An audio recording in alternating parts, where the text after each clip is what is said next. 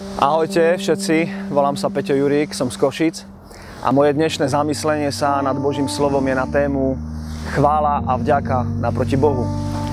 Mnoho ľudí si myslí, že chvála a vďaka je dôležitá predovšetkým pre nášho Pána, pre nášho Boha a že si ju Boh od nás vyžaduje a že proste my mu robíme nejaké zadozučinenie. Ale dnes by som sa chcel zamyslieť nad tým, že chvála a vďaka je dôležitá predovšetkým pre teba a pre mňa, pre nás ako kresťanov. Apoštol Pavol hovorí zaujímavý verš v liste Rimanom, kde hovorí o ľuďoch, ktorí poznajúc Boha, ho prestali oslavovať a prestali mu ďakovať a potom hovorí o ich tragickom konci. Takže ja by som mu prečítal tento verš, je napísaný v Rimanom 1. kapitole 21. verš. A ten verš hovorí: pretože poznajúc Boha neoslavovali ho ako Boha, ani mu neďakovali, ale zmarniveli vo svojich myšlienkach a zatemnilo sa ich nerozumné srdce. Chvála a vďaka má dve úžasné ozdravujúce prvky. A prvý prvok sa týka našej mysle. Chvála a vďaka stále čistí tvoju a moju myseľ, udržiava našu myseľ v pozornosti a v čistote.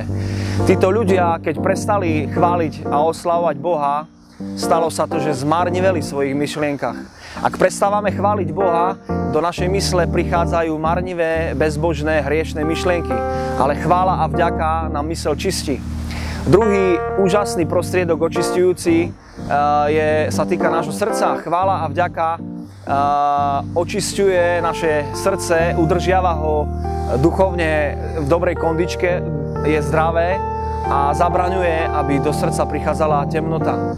Takže ja vás chcem dnes všetkých povzbudiť, aby nikdy nevymizla chvála a vďaka z vašich životov naproti nášmu Pánovi, ani za malé veci, ani za veľké veci. Pán Ježiš hovorí, že on musí byť vyvýšený.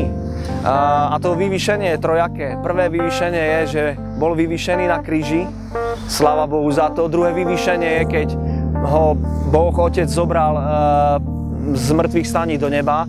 Ale tretie vyvýšenie má byť v tvojom a mojom živote každodennou chválou a vďakou. Takže nech ti Boh v tom dá sílu a nech ti Boh v tom požehná. Majte sa dobre.